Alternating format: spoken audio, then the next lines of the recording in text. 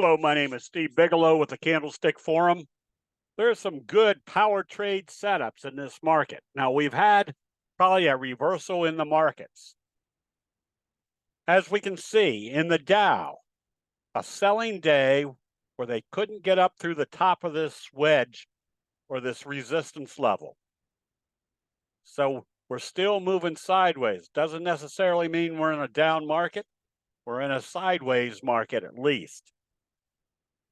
And this is why, even though you want to concentrate on the 12 major signals, I tell people to peruse through my books to just become familiar with the other signals and patterns. You don't have to learn them, just recognize that they are patterns. For example, today the NASDAQ did two dark crows.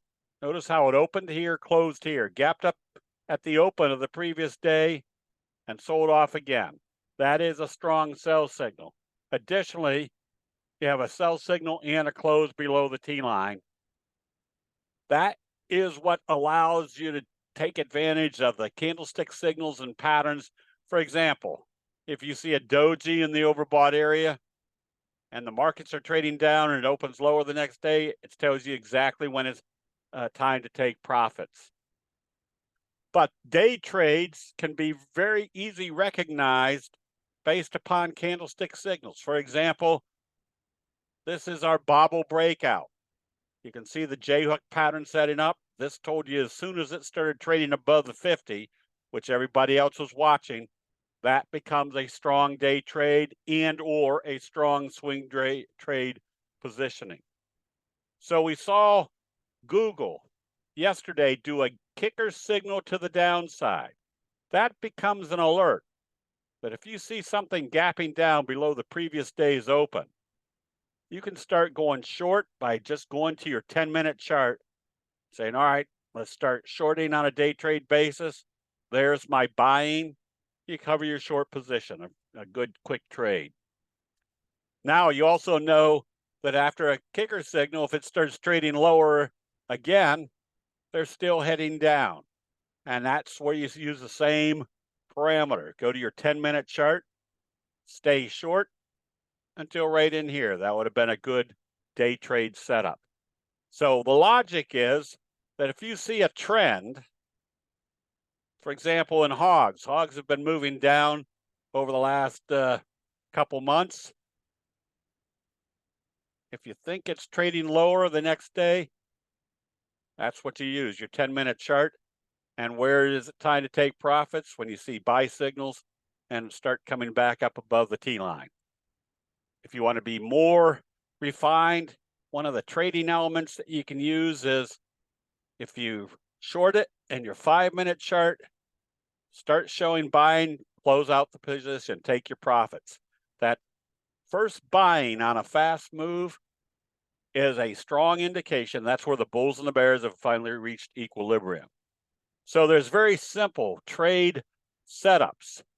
But if you see a Doji sitting right on a major resistance level, like the 200-day moving average, we know the Doji rule says if it opens positive the next day, you can be buying immediately. Do you always get big price moves like this? No, but you're putting yourself in positions with a much greater degree of probability that the Doji sandwich breakout would have at least had the same magnitude as this day, still giving you a good prospect of a good day trade. Or same scenario on the downside. Strong down move, a Doji right here in the 50. If it trades lower, the Doji rule says it's going to go lower. This day right here and this day right here are going to be the same.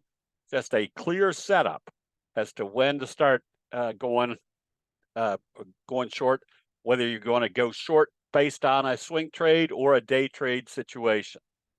So one of the great advantages of candlestick signals is if you see a breakout, where do you buy? You buy here, here, here. That's where you can go to the 10-minute chart. You might take your first profits if you bought down here in this area. And what do we want to see before we get back in? We want to see it close back up above this line or above this close. These are just simple trading rules or techniques that you can use using candlestick charts might start buying back here, but now what becomes our next target? It better get back up through this level. So the graphics of candlesticks, right here, you're taking profits because they have a sell signal, and look how far away you are from the T line. Right here, you could be buying with the idea that if it failed at this level, you close back out. You had a good profit on the second part of that trade. So knowing what the signals tell you, like a bearish flutter kicker signal, notice how this opened below the previous day's open, did a doji. If it opens lower the next day, that's a high probability trade setup. Roku, the same scenario. Opened positive. As soon as it came back down through this level, you had a high probability the bears were in control. You could stay short because of the T-line rule, that you were trading below the T-line. So anytime we see something like this, Baxter Labs today gap down, if it opens lower tomorrow, that means this downtrend is continuing. A good, strong price move. And you probably have better probabilities based on the fact that if the NASDAQ is doing a two dark crows closing below the T-line, the Dow failed to get up through the top of the wedge, more than likely there's going to be a move to the downside. Now, all this information is in our books. Again, this one is probably the one you want to get the most meat out of, high profit candlestick patterns. That tells you the strong candlestick signals and the strong patterns. If you want to get rid of your emotions, profit candle or candlestick profits, eliminating emotions. And then the first book, which is just more of a general background of candlestick analysis, published by Wiley and Son, is Candlestick Trading. That'll be it. We'll see you in the chat rooms.